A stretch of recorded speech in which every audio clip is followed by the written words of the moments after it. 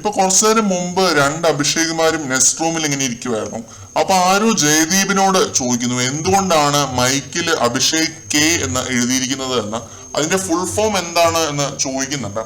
ഞാനും ഓർത്തിരുന്നു എന്തുകൊണ്ടാണ് അഭിഷേക് കെ എന്ന് എഴുതിയിരിക്കുന്നത് എന്ന്. അപ്പൊ മറ്റേ അഭിഷേക് ഒരു കൊണോട്ടേഷൻ വെച്ചിട്ട് ഒരു സാധനം ഇങ്ങനെ പറഞ്ഞു.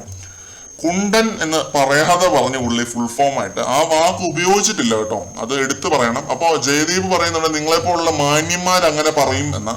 ആദ്യം തന്നെ അഭിഷേക് ആ ഒരു വാക്ക് പറഞ്ഞിട്ടില്ല, അഭിഷേക് ശ്രീകുമാർ ആ ഒരു വാക്ക് പറഞ്ഞിട്ടില്ല. കൊണോട്ടേഷൻ വെച്ച് എത്ര പേര് സംസാരിക്കുന്നുണ്ട്. നമ്മൾ ഈ പറയുന്ന ജിൻഡോ വരെ ഒരുപാട് കൊണോട്ടേഷൻ വെച്ച് സംസാരിച്ചിട്ടുണ്ട് ഫസ്റ്റ് വീക്കിലൊക്കെ. അതുകൊണ്ട് ഈ പുള്ളി ചെയ്തത് വലിയ തെറ്റായിട്ടൊന്നും എനിക്ക് തോന്നിയിട്ടില്ല. ആ വാക്ക് എടുത്ത് പറഞ്ഞിരുന്നുവെങ്കിൽ അത് തെറ്റ് തന്നെയാണ്.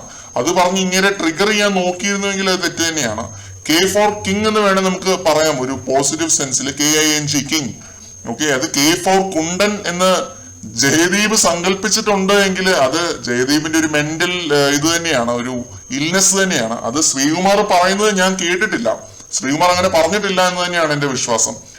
അഡോൾഫ് ഹിറ്റ്ലറിനും സദാം ഹുസൈനും വരെ ഉണ്ടായിരുന്നു ആരാധകർ, അവരുടെ അപ്രോച്ചുകൾ ഇഷ്ടപ്പെട്ടിരുന്നവരുണ്ടായിരുന്നു. അപ്പൊ ഫെമിനിസം പോലെ മെന്നിസം എന്നൊരു ഐഡിയോളജി ഉള്ള ഒരാളെ ഇങ്ങനെ വെറുക്കുന്നത് എന്തിനാണ് എന്ന് എനിക്ക് മനസ്സിലാവുന്നില്ല. പുള്ളിയുടെ ഐഡിയോളജി അവിടെ ഒന്ന് പറഞ്ഞിട്ട് കൂടി ഇല്ല എന്ന് ഓർക്കണം. വന്ന് കേറിയതേ ഉള്ളൂ, ഫസ്റ്റ് ഡേ ആണ് അദ്ദേഹം അവിടെ. അപ്പോഴത്തേക്കും എല്ലാവരും ഇത് പറഞ്ഞ ടാർഗറ്റ് ചെയ്ത് നോമിനേറ്റ് ചെയ്യേണ്ട കാര്യമൊന്നുമില്ല. ഇത് കൊണോട്ടേഷൻ വെച്ചൊരു കാര്യം പറഞ്ഞു, ഓക്കെ അത് തെറ്റ് തന്നെയാണ്. പക്ഷെ ആ ഒരു വാക്ക് പറഞ്ഞിട്ടില്ല, അതാണ് അതിലും ഗുരുതരമായ തെറ്റ്. അതാണ് ഞാൻ വീണ്ടും പറയുന്നു, ആ വാക്ക് തെറ്റ് തന്നെയാണ്. പക്ഷെ പുള്ളി ആ വാക്ക് പറഞ്ഞിട്ടില്ല.